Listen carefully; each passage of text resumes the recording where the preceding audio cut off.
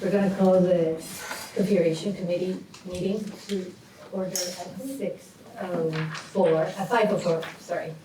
A couple of news for everybody is that Jeannie was planning to leave the configuration meeting. That was the whole point of today. She unfortunately ended up with the flu as she was leaving, so I'm stepping in. I did help create the agenda, but just have some, I was not planning on running a meeting, so I'm just pulling everything out right now, and this just happened. So we hope she feels better soon, but she sounds like she got something. So yes, I have some feedback, Spencer. Yeah, I think someone's actually just not muted. I got it. Oh, okay. No, Right. mute yourself. I took care of it. So what we had set for our first 10 minutes was really just welcome everybody, excited about the work that we're gonna be doing together as a committee. We're gonna look at some documents and really but have some agreed upon facts that we all have, or documents that we all agreed on, so we can start that work. But to start with, we wanted to do introductions because I don't know that everybody knows each other, so maybe we would start at that corner and just your name and your town. Sure. Hi, I'm Shannon Miller. I'm from Berlin. Julia Hewitt, Worcester. Gillian Fuqua, Doty Memorial. Daniel Keeney, Callis. Chris McVeigh from Middlesex. Laura Diaz, East Montpelier. I'm Stephen Dellinger Pate, Superintendent, resident of Berrytown. Anna Matheson, Callis. And I'm Keely Sloan from Berlin. I'm Andy Shapiro from East Montpelier. I'm Matthew DeGrove from Worcester. I'm Becca Tatisha. I'm the principal at U32. Daisy Scarzello, Middlesex. What's your first name? Daisy. Thank you. And so just a reminder to everybody that we do have people that are online, and so when you speaking directly into a microphone will really help those folks hear what we're saying. And just as a reminder for some people.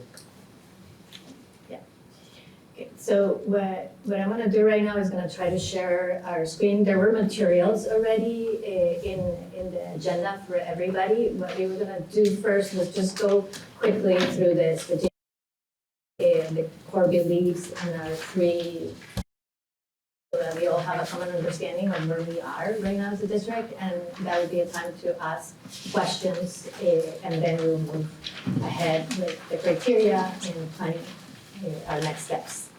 So I'm gonna share my screen just to make sure people online are able to see. Share. Okay. I go up first. So it's in PDF format. So when we got together, this is the letter from Megan, our previous superintendent, the board and all of the leadership team and the community worked for almost 18 months in coming up, not coming up. 1 second. Sorry. Okay.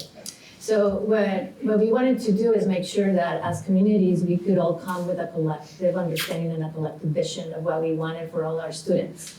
And we worked in creating core beliefs, and we had just, I know that some of you already know this by heart, but I know that some don't, so bear with me for a minute. We had input from students, we had input from community members, we had input from staff, and we had input from the board. Everybody had the ability to have a session, and we did a survey, and from out of all that work, there's 5 core beliefs came up, which is humanity and justice, and we'll move into, there's a better. It's really impossible to read anything up there. Yeah, so, and then you don't have a. But there are bullet points and. The bullet points are there. They're in the agenda, the bullets right here. It's different. Yes. Yeah, I'm gonna go through, but in any event, you can just listen to them. I don't have a printed document, but it's all online handy. So what we did is that we had four phases. By the end of the fourth phase, we were ready to, use our core beliefs to be able to also come up with our strategic plan and create the whole exercise was so that we could update our strategic plan and start working towards the goals of the strategic plan. And the goals of the strategic plan were also developed by the committee. So the committee was not just the administrator, the committee also included committee members and administrators and teachers. So it was a well-rounded process to come up with the core beliefs. So I'm gonna move down here so that so that you can see there were students, there were board members. I know that that's really small on your screen, and there were community members from all of our communities. So the 5 core beliefs that we came up with is humanity and justice, community and belonging, rigorous curriculum and instruction, well-being, transparent and responsible leadership, and community engagement and relationships. So this is a better visual, Andy. I don't know if you can see it, if everybody can see it from there. I'm gonna try to make it a little bigger, but first I have my, there. So here you can see one of the blocks, or one of our core beliefs is humanity, justice, and community and belonging. I don't know if you all, can you guys just raise your hand if you were able to look at this ahead of time, or if I should go through them? Those few hands. Okay. Andy and Matt, were you able to see it beforehand, or? I've read this. Yeah, you read that, okay. Okay, Matt? Were you able to see it ahead? Yeah, Excuse me. yes, okay. All right, so I'm gonna move on from that part into our goals and action steps from the strategic plan. So these are our action steps that we're taking on goal 1. Are there any questions? If you guys had the ability to look at this document ahead of time, were there any specific questions? I don't want to read the document while we are, because we have just 1 hour for us. I did want to share the core beliefs ahead of time, but I don't know if there's any specific questions about the strategic plan or the action steps. No? Okay. So are we all in agreement that this is a document that is foundational for the work that we will be doing as a configuration committee so that we can operationalize our district? Yes? Yeah. Yeah. Any disagreement? I don't think we need a motion or anything, but this is just an informal committee. Okay. So that was the first part that we wanted to, just make sure that we review the strategic plan, that we have these 3 goals. Within the 3 goals, we have these action steps. In order for us to realize the strategic plan, we have to have this configuration committee to make sure that we can have the resources also to provide all of this to all of our students. So if we have agreement on that, I'm gonna stop my share. And I'm gonna move into the final criteria.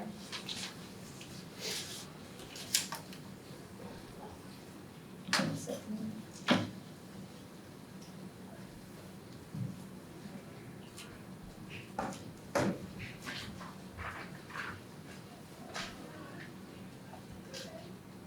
One second, just different.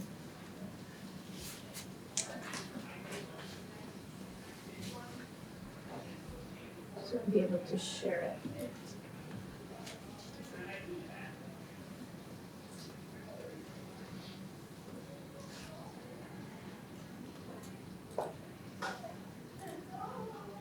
And all of this information is on our website, besides the links that you had. I should have asked everybody to bring their device. But here is, oh, it's not sharing yet. So.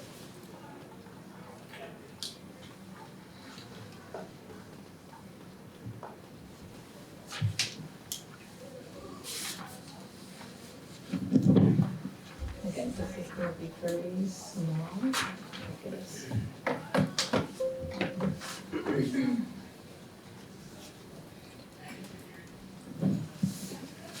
So this was the practices and processes that we came up with with the board and the expanded finance committee and clearation committee. It's a document that a lot of you have seen that we used through the through the process the last time.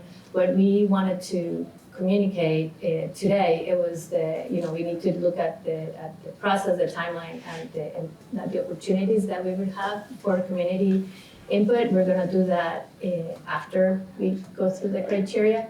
We wanted to go through each element of the criteria and how it sort of ties to a strategic plan to see if there were any questions, because we have a lot of new members in the configuration committee that were not part of that conversation. And again, the question is also, is there anything that we're missing in this criteria table? The board has affirmed this table.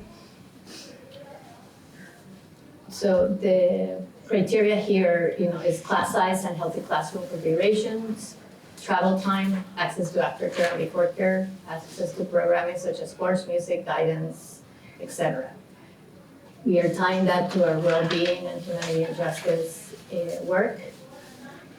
And this is the only one where we had started, and this will be work that the configuration committee will do, that we had also thought about strategies that will help us get there, which was, focus on inclusion and belonging, potentially rename, rebuild, if what we decide is to reconfigure schools, be sure that we look at names and what would that transition look like. Travel time, length of bus rides for various age groups, travel time for families to school. Everybody in agreement with that? If I don't hear anything, I'm gonna assume. Implications of moving the sixth graders to youth 32. This part of the table, we are gonna let Stephen talk a little bit about this too. That we would have the U32 through a process of both community schools and middle school team look. Am I doing this right, Stephen? Look specifically to this, but this is one part that the board agreed, and the previous configuration committee agreed that we should be looking at this impact of moving sixth graders to U32, and we will look at the social, emotional, academic, and the system impacts. Stephen or Becca want to talk a little bit about this, or? I think what I would say is that this is really where, and I think what the committee will probably talk about a lot is what are the, what's the programming that we want for our students? What are those, what are the resources that we want them to engage in? And this was a good example of what are the resources that we can provide to sixth graders as being part of a middle school program here at U32 versus the things that would be available to them at the elementary schools. And I say, I don't want to put a value judgment on any of the statements, but just say what we want for programming should drive our structures, and those structures then drive some of the other decisions that we have. And so if we decide there are certain things we want for sixth graders, we want to look and see where is that location best, where we can provide that the best. And so, these decisions all kind of go hand in hand. Once we start talking about programming, we start talking about structures, they really have implications for the configurations as a whole. And so that's kind of what we had talked about there. And this was a pretty clear area for where we could talk about that. And that's why it was, I think there was a lot more discussion around this at one point in time within the configuration committee. And we would have time so it was not the configuration committee deciding what is it, we would have the team come to us and share data and share, the people that are closest to the students, what would that model could potentially look at. But are we all in agreement that we want to look at this? Well, yeah. I think it actually also illustrates kind of some of the decision-making processes that we'll talk about more as we move forward with configuration. But the sixth grade being at U32 doesn't have to be something that's decided by voters. And so that's a very different decision than if we were to say we want to close one of the schools, because that would require voters. And so there's some balance as to where the decision-making lies in all of that. And really, to be fair and honest, we didn't fully decide, but I can say that the administration can move the sixth grade, But the board has to approve a budget. And so talking about how those decisions are made and how we want to make those, I think is an important part of the process. Go ahead, Tim. I was just gonna point out that this isn't a criterion as such. It's The implication. maybe first thing on the agenda, if we agree on that or whatever, but it's different from all these other criteria in that it is a proposal. Yeah. And I think there are other proposals out in the ether that we don't name in this document. And so maybe we should amend the document a little bit and have separately some way of listing proposals or grouping proposals, but this strikes me as not as a criterion. Okay, I agree with that. Yeah, anybody else? Yeah. Yes. I wonder if it could be rephrased as something like developmentally appropriate programming, to question, is sixth grade a more appropriate spot for elementary school or middle school? And then it's just a lens to look through rather than saying, move it yes or no. I think there's also a lot of, do you want people to raise hands before Yes, speaking? yeah, go ahead, Andy. There's a lot of other things that issue connects to. It connects to cost and taxes. It connects to our ability to look at a merger with Montpelier, for which I think there's a historic opportunity right now since it's pretty clear their high school is in floodplain. So I think we need to keep all of those things in mind, not just program and education. Not that those aren't important, but there's a bunch of other things this connects to. Yeah. You know, if you take the sixth graders out of there, you're entering the schools, those small schools further. And so you're impacting that conversation about keeping schools open. So there's a bunch of things that connects to aside from program and education. Jill? Yeah, I think you're absolutely right, and I think if we keep going down the criteria, then those are all the implications that we're looking at. So the last one is, does this configuration set us up to enter into a merger conversation? The one above that is about financial sustainability and fiscal responsibility, so I agree, I think this comes off and then those become the lenses or the implications as it's noted there to look at that specific proposal. So I think it's less of, we're not taking the option off the table, we're just saying that that's not a criteria and so it's not helpful, but I agree with the developmentally appropriate programming, I think that is the right next criteria. Okay. You know, to Chris? follow up on Andy's comment about Montpelier, if that is a consideration that we are going to deal with, we should invite them in sooner rather than later, and also develop our own criteria of what we would want from Montpelier, not just necessarily what we, are willing to do for Montpelier. It's a two-way street, and I think they have as much to gain from us as we may have from them. But having that as at the outset or early into the discussions that we're having, because we may just have very different ideas as to what we want from each other. And it either may work or it may not work. But going far down this road of reconfiguration and discussion about it, before we even know whether that's a viable dance partner, that doesn't make sense, and we should get them in sooner rather than later and have that discussion. And, nuts and bolts, what do we want from each other? So I think we have to, as a committee, we have to keep the two processes separate, and we have talked about that. We can't wait for the process with Montpelier to be final. We're still trying to make sure that we can provide the resources and the opportunities for our kids, and we can actualize our strategic plan as it is. That doesn't mean that we're not gonna have the conversations with Montpelier. Those are gonna happen, but they're not gonna happen. They will inform the work of the configuration committee, but that's gonna happen with a separate committee. It's not gonna happen with the configuration committee. Gillian, you have your hand up. So when I was thinking about that, and then also just having read a Digger article that may have been old about the revamping with state finances that's happening right now, perhaps one of the criteria, and it could maybe tag on to does this configuration set us up to enter into a merger conversation with other districts, is does this configuration allow flexibility to, something about being able to respond to changing climates. Because whatever we do, we want to not, I think, lock ourselves into a structure that then doesn't allow some flex for should 3 years from now, the legislature do yet another change, you know what I mean? I think one of the criteria should be, is there elasticity? And would the resilience and response to future demographic changes help with that? Or resilience?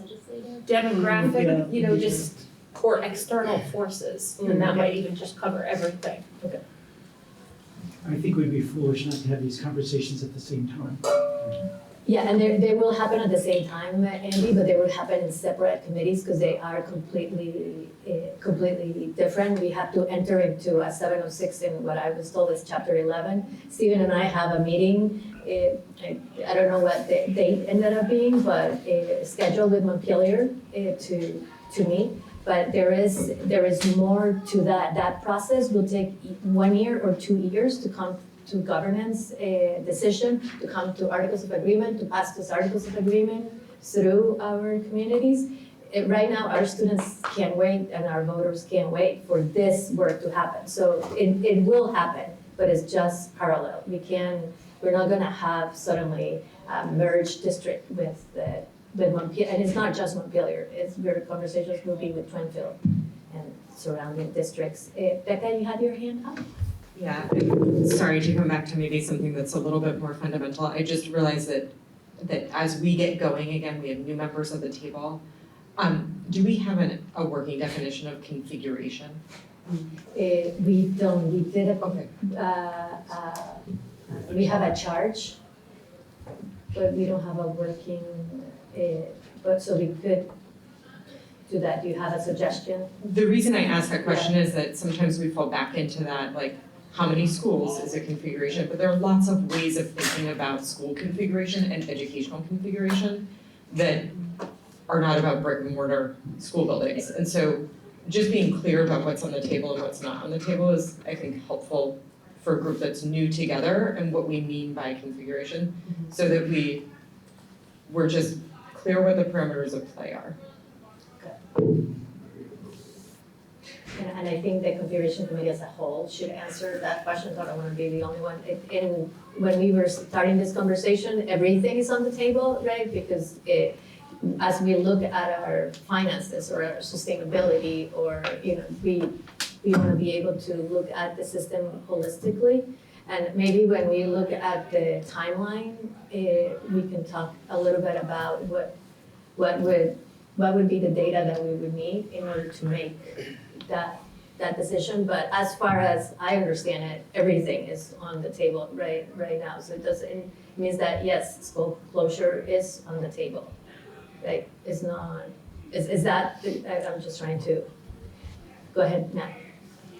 So, but for this committee, it sounds like merging with Montpelier is not on the table for this committee, because that's not configuration, that's something else. I'm Yeah, it's struggling not- with that idea, I guess. Yeah, it is not on the table for, the job or the charge of the configuration committee right now is to actualize our strategic plan and move our system to a sustainable place in order to parallelly have that conversation with Montpelier. But this conversation doesn't need, it's gonna take us a year in that timeline, but it's not gonna take it would be, I'm not trying to say more complicated because it's more complicated. We can't wait to have that conversation with Montpelier to decide what we're gonna do. Our kids don't have a year to lose right now. And they're very different processes in some ways, because that process, it requires us to come with a new governance structure for our district. It requires us to come to new articles of agreement, which you're very familiar with now in all of that process.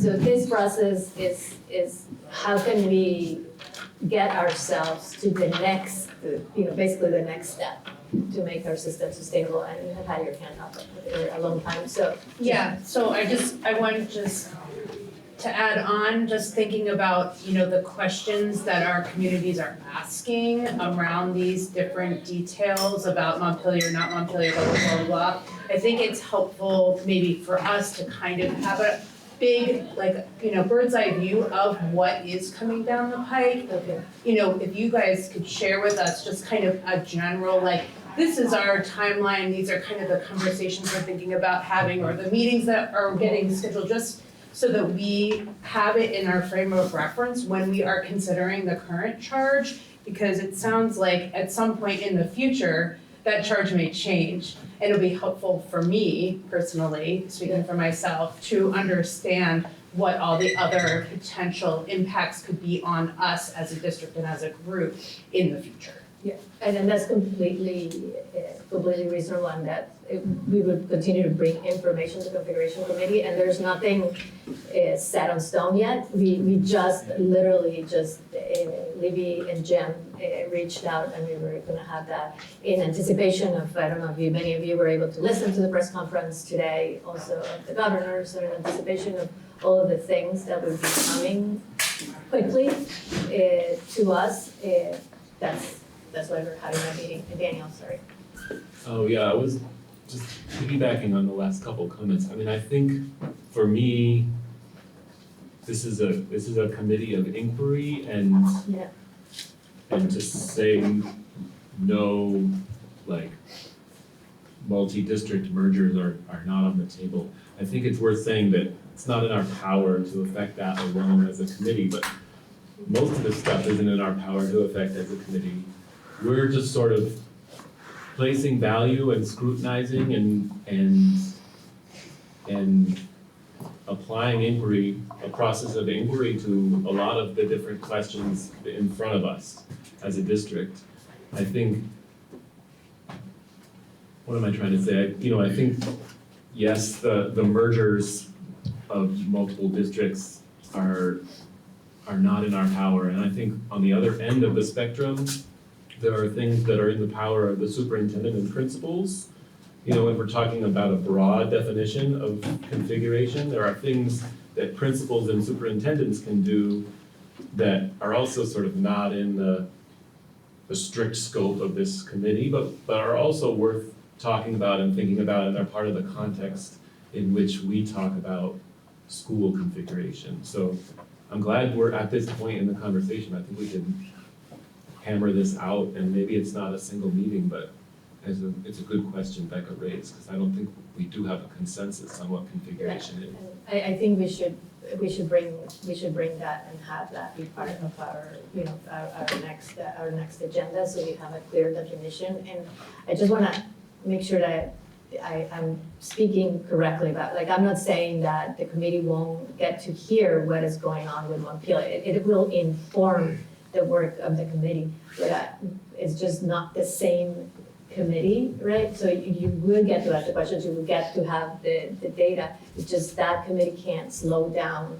This work is really important for here and now and moving our district forward, right? We can't wait for that to be organized in the way that will need to be organized in order for us to make the decisions we need to make now for our kids. That at the same time won't, one of the criteria says there within, the career set us up to enter a merger conversation, right? It's not what we'll be talking, will still allow us to have that. There was another hand up, go ahead. Avoiding that conversation, and it sounds like you don't want to avoid it, feels like when I buy a car, I don't think about what I'm going to need to drive it this year. I think about the next 5 years I'm going to own it. And these kind of decisions that will result from whatever comes out of here, are going to affect things for the next many years. And so we need that broader context as part of the conversation in order to, I appreciate the urgency of the need right now to settle a budget and figure out what's going on next year, and clearly that's important.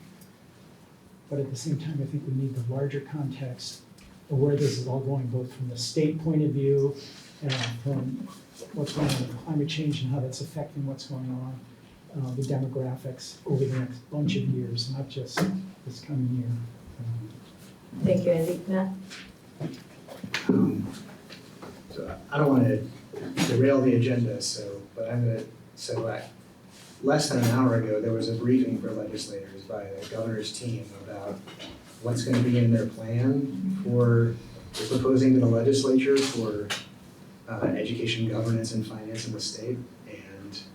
And they're basically proposing a foundation formula, which I won't go into what that is, but it's common in the United States, quite different than what we have now for finance. And they've also proposed that there would be 5 school districts in the state of Vermont. So that's a lot of consolidation and change in board governance. And I mentioned that I hope to discuss it, because I have no idea if that's gonna be well received in the legislature, or where it will go, or how that will end up. But just to note that there are dynamic changes, I think, afoot in the landscape of education, finance, and governance that are completely outside of our control. So I guess it makes sense to me in a way if we're using this time together as representatives from the 5 communities that share this school district to really discuss what our values are in education, what we want students to achieve in the school system, what different ways of providing that kind of education could look like, but also keeping in mind that there are things that are very much out of our control, and so maybe make less sense to spend time discussing, because there's a lot of things coming down the line. So. Thank you. I agree with that. So, Chris. I was just saying, I think echo Andy again about keeping the Montpelier conversation going and informing us, because we don't want to come to a configuration consensus or recommendations that just won't fly if there's going to be a merger. And again, it's not a kowtowing to Montpelier or them kowtowing to us, but knowing what each other's interests are. It's like coming into a marriage. What are your strengths? What are our strengths? What are the non-starters? And knowing that before we do and come to some conclusions would be helpful. Because Montpelier does seem the most likely candidate, along with Twinfield and the others, but I think Montpelier's the big thing department. So knowing that and knowing what the non-starters are from both sides, I think would be helpful in our work. Okay. So I'm gonna, just thinking about time, I'm gonna keep going through the criteria. A lot of you guys got to see it. So if there's anything that you do not agree, that the implications of the different proportions, specific communities, towns, and communities as a whole, specific education improvements, it's all things that we're hearing right now from you guys, opportunities to cost to the elementary sports program, changes to elementary sports. This is a little bit more in detail. Allows class sizes to meet educational quality standards and are sufficient and provide sufficient rich instruction. All of this is part of the strategic plan to maintain full-time nursing and counseling is one thing that we keep hearing. Maintain and expand enrichment opportunities. And I think the one thing that is missing in here, but it's part of our larger vision, is the library part that we've been here. Be deliberate, intentional, and creative when we're creating shared positions across the school district. So is there anything here that people do not agree with?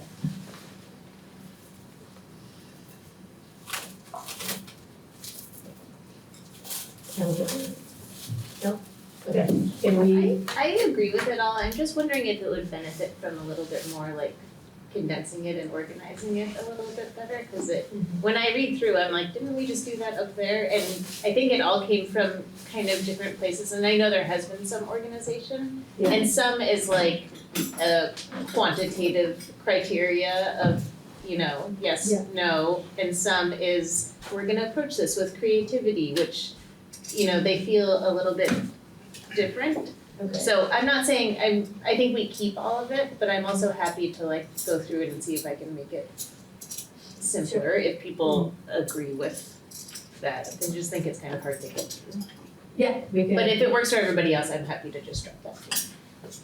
I think that totally works, and we can add that to our agenda for the next meeting with configuration of percent table. Lori, just had an addition suggestion somewhere, matching up with the rigorous curriculum and instruction piece, just the ability to retain appropriately licensed staff, I think is a question. That's a good one.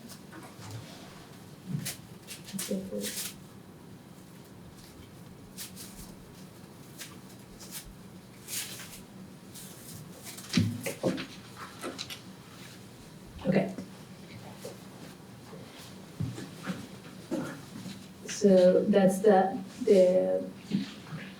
so there's no, I was trying to synthesize that and just to make sure that we were all on that. We'll add those little things, but what I'm hearing and what I'm seeing is a lot of nodding heads that we are all in agreement. You will still have time to review this table again, and when we meet again, you would have the documents ahead of time of that improved criteria table so that everybody can look at that at the next meeting. So the next part of this was just really looking at you guys had a time to look at the configuration timeline proposal, and we're looking for, I'm gonna share my screen.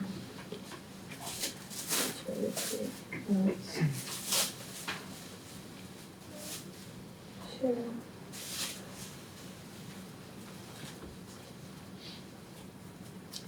So here, I don't wanna go over each, section right now. What I was wanting to really is, there are questions and there are concerns, and I'm looking at the last part of it. So we have, as a committee, from January to basically August, because in September, we wanna make sure that we have community input on whatever configuration models we already have.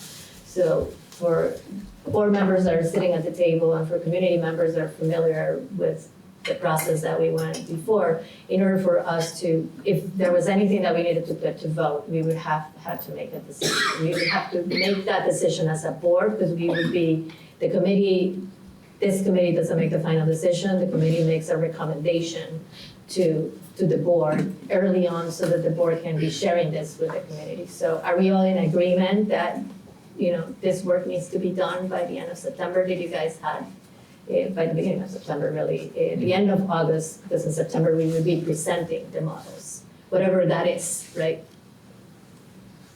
Okay? All right.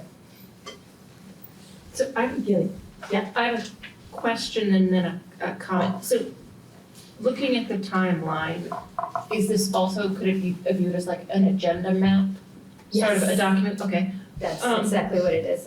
Okay, so I have a question, because one of the things that our recent conversation here just now about the Montpelier merger is, I'm wondering about an opportunity to reflect on the process that was gone through last year, and what are some of, like, the big, I don't know if I want to use the word big, but the unanswered questions that remain, or where's the opportunity to kind of reflect upon what are some were there missed opportunities last year that we didn't take? Are there things that we could do differently, just to have kind of that moment of reflection? And also, but I'm also just thinking about, because one of the things I think I totally understand about the Montpelier, I'm gonna use the merger as an example, because I completely understand that that's massive and separate, and it's a question that kept coming up. So how do we then think about what are the questions that kept coming up last year, and how are we gonna prepare answers for them in this go around, so that we're not, I think we're gonna lose credibility if we don't, if people say, well, what about this question I asked you a year ago? And if we don't have a prepared response for it, it's gonna be harder to get in investment in whatever we come up with, I guess. So that's kind of one thing that I would suggest that we, and I don't know where we put it, but to put that kind of reflection in and thinking about what are those, what are the leftovers from last year that we need to address? So we can add that to our, we need to decide how often we're gonna meet.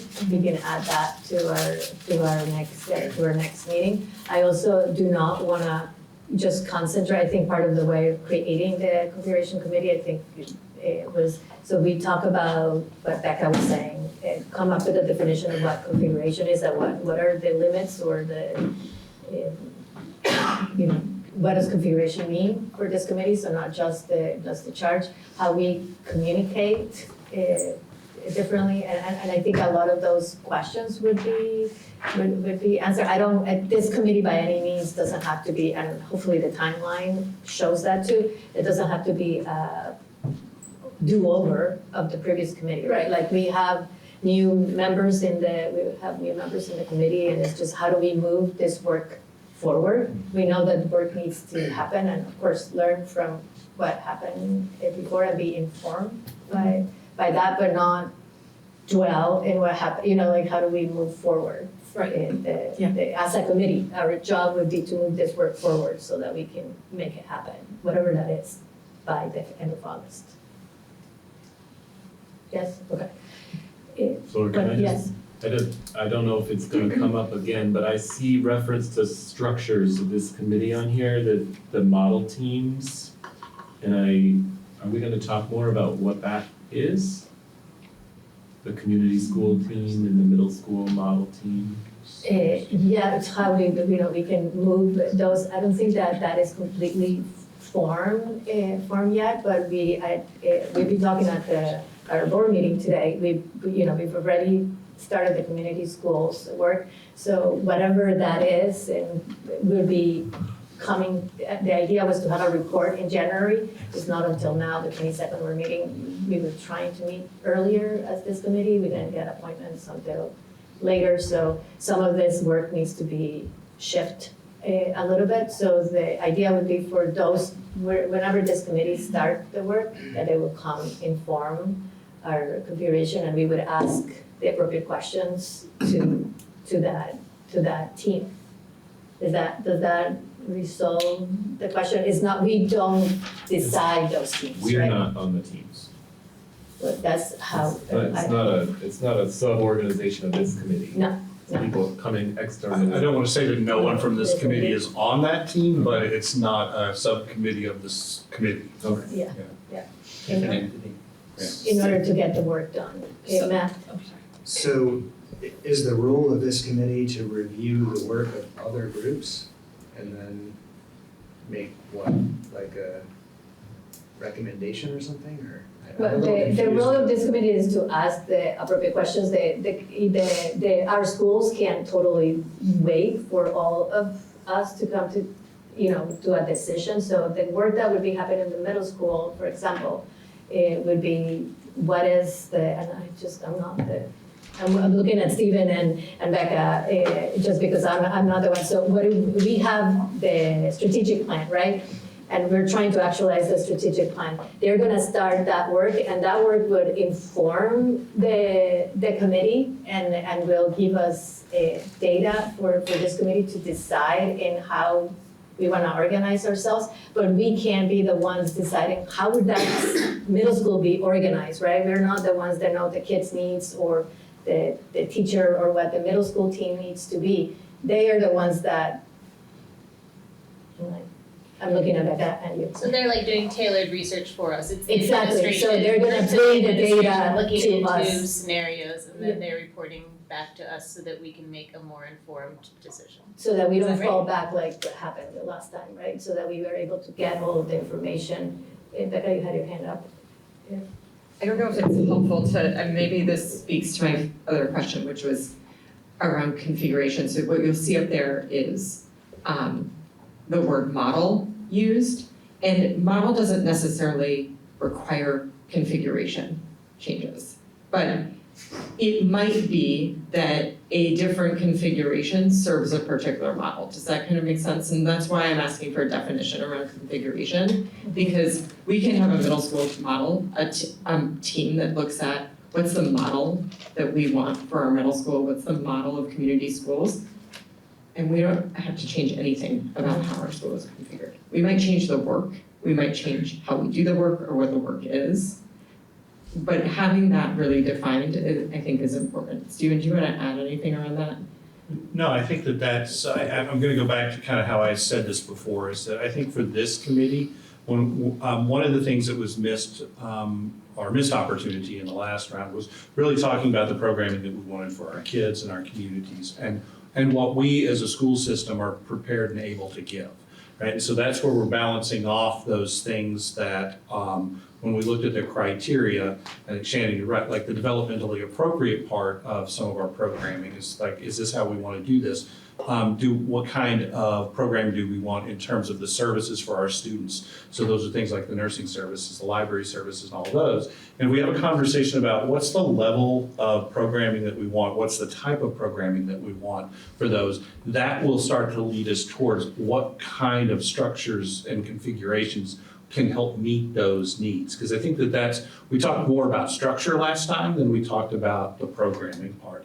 And that's where I think we have to have that conversation. So when we talk about a middle school team or a community school team, what we're talking about is that kind of subgroup of people who are looking at this is what a community school program could bring to our district. What model in the district will best give us that opportunity, right? So we could say, so I'm throwing out like, in a community school model, it may be a school-based health clinic. That may be the thing that you do. Well, we would want to say, then what's the size of the school necessary to be able to accommodate a full-size program? Or is this something that we work with the community on because it's not just for the school, it's also for the community, which has different implications, and then we push out towards the community or towards others to be able to fill those needs as opposed to the school system filling them. No, it's a really wordy way to say that I think we really need to focus this committee's work on what first do we want for our kids and those programs, and then what kind of structures will allow us to provide that. And we may make a decision where the cost of that structure is too high to fully offer that programming, and then we can make that, as a committee, we can talk about that balance. Like, what is it that we want? Well, we can't have a full band if we have 5 elementary schools, we can't have a full band at every elementary school. But we may say, but we want a music program that looks like this. Or we want fewer schools. Those are all kinds of what is that programming that leads to that structure? And I think that's the more important part for us right now. I have a clarifying question, just because I want to, well, it's me, I want to push and look and question and stay in the appropriate lane at the same time, so I want to do a little swerving but not go off the road, I guess is the metaphor I'll use. So with community schools, so that could be something that we, as we get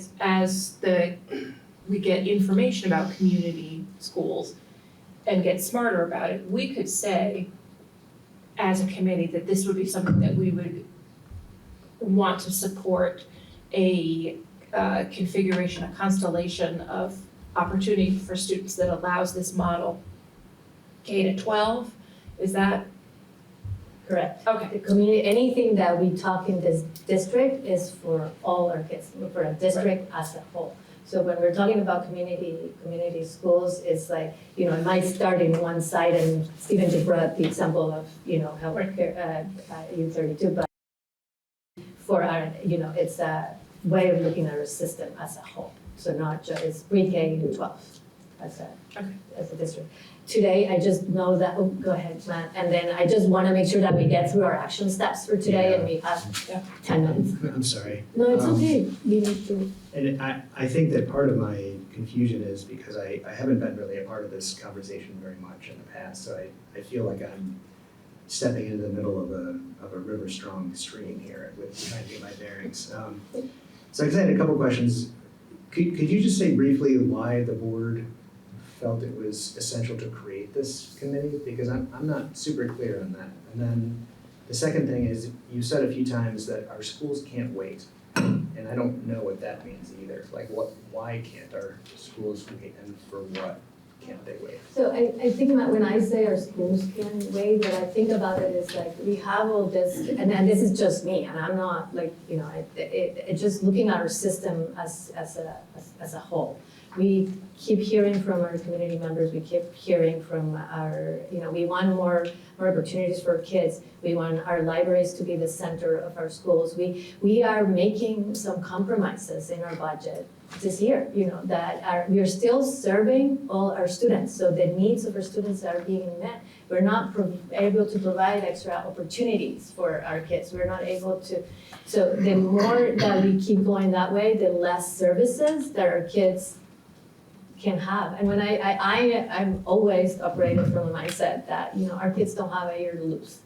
Regardless, like if there's actions that we need to make as a board, regardless of what it is, right? Like we need to make them like right away in order to provide those opportunities. So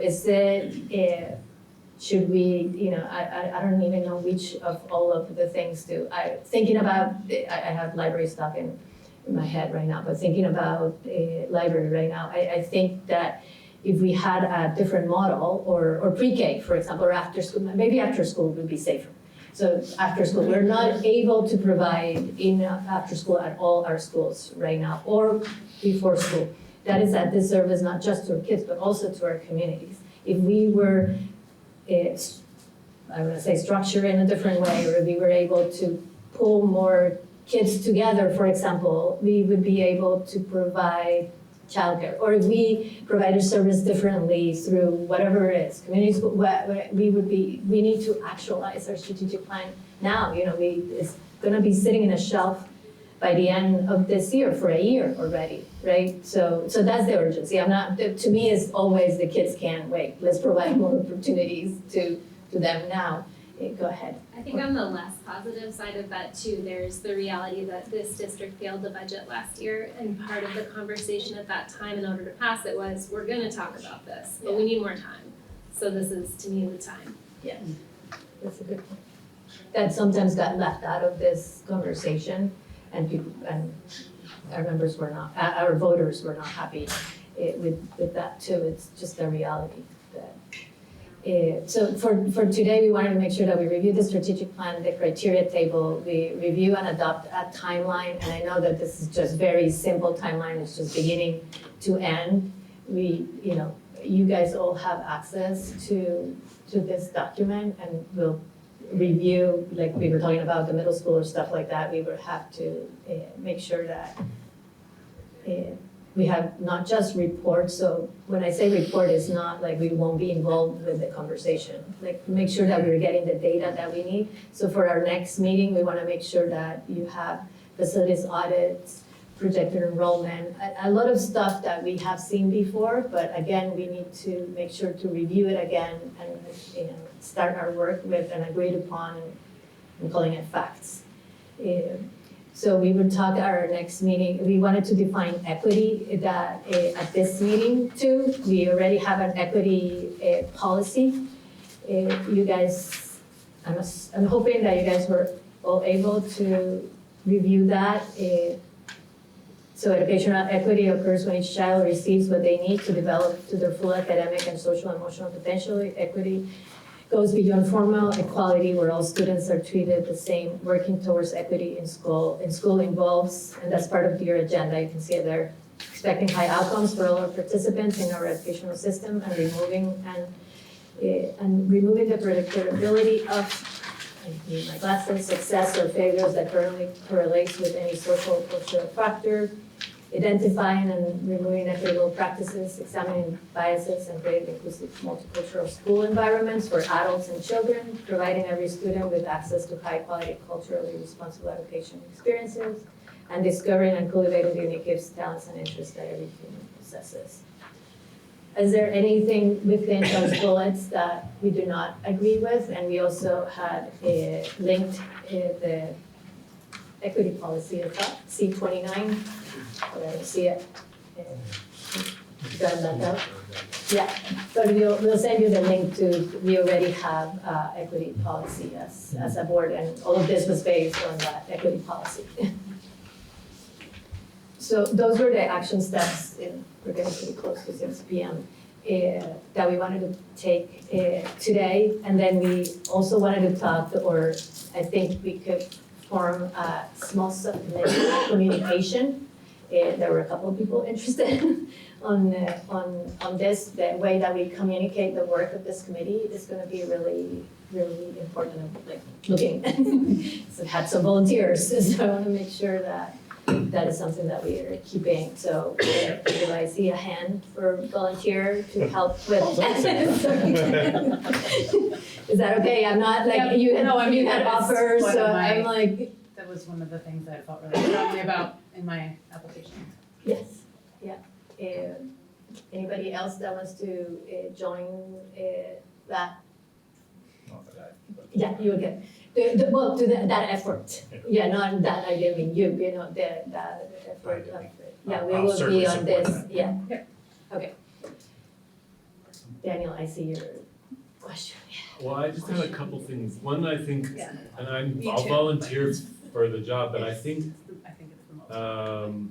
is how we just to communicate. come back to Becca's question, like, to talk about what we're talking about when we're talking about configuration. I think as a committee, we should acknowledge that it's a broad array of things that could be defined with that word or described with that word. And also, we are prioritizing our facilities, how we use our facilities to configure our grades or something like that. Someone more eloquent maybe can edit. I'll put a little bit of, a few words together for the next meeting, and maybe it can be a point of conversation. That would be great. Yeah. I wanted to just come back to what Stephen said about, our programmatic needs should drive what our structures are, and I agree with that. I happen to agree with that. I also, having gone through this process for a year, realized that that's maybe more controversial a statement than we realized, because I think our communities put this whole other layer on top of that.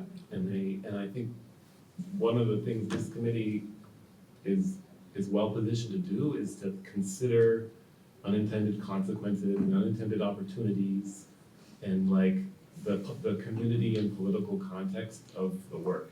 Because I'm excited to hear about like what the education professionals that we've hired in our district recommend and envision for a future, but also we need to talk, like I think this committee can talk about the context in which that future might Completely, yeah. roll out.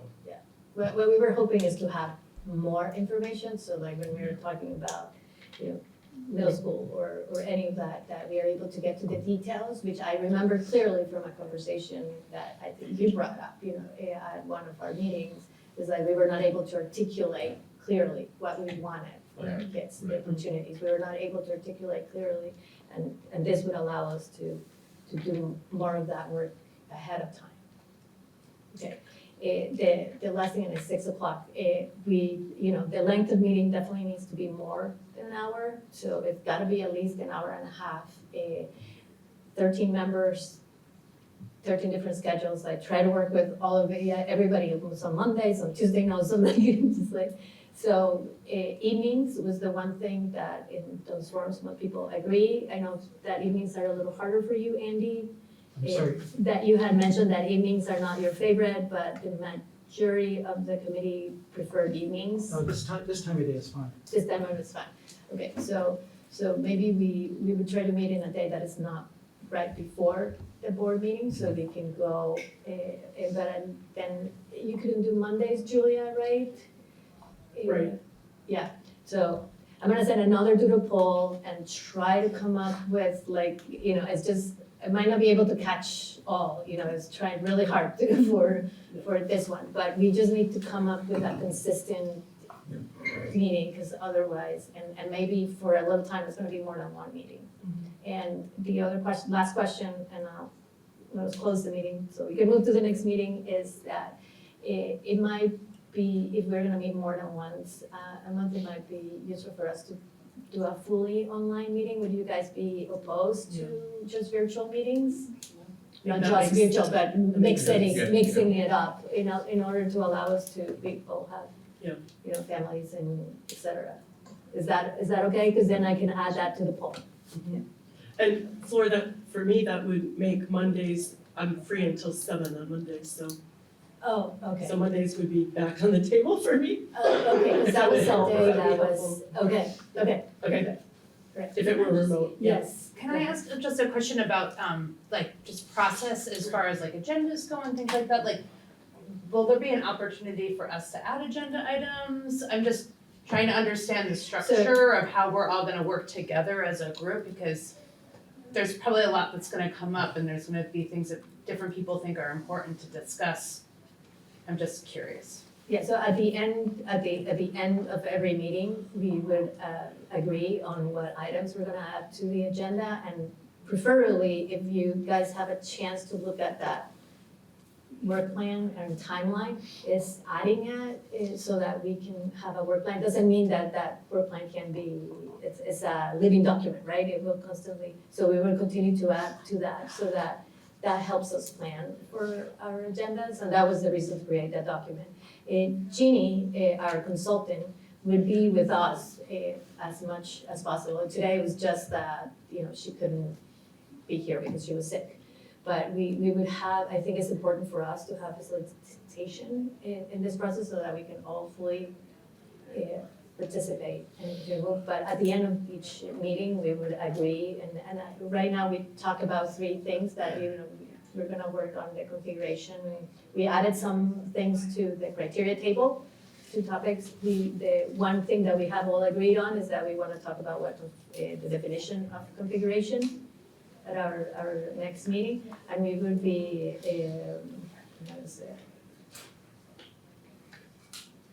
and we would be, that's the only other item that I have from that. We would be re-looking at the criteria table that we're gonna synthesize with you, but it's not added to the agenda. And we're concentrating right now in those items that you see there in January, February. We didn't cover those, and we have a line there for action steps too. Yeah.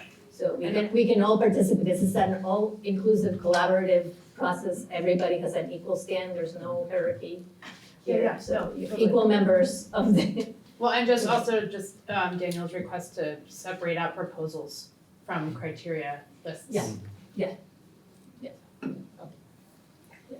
One Yes. thing on the scheduling, and this may not work for people, but if one option in the doodle could be 4:30 to 6 on Wednesdays, just taking a whole other night away from my family is difficult. Yeah. So I don't know if that Yeah, would work for Wait, people. That I'll would put give it us up. an hour I'll and put a it half up Right. at 4:30 to 6. 6 p.m. Yeah. Yeah, and then, Yeah. Okay, we're going to have 10 minutes before our next meeting. Thank you. I hope it was worth your time. This is just the first meeting as we get started. And please look at that timeline. And thanks for stepping in. I know that wasn't that easy.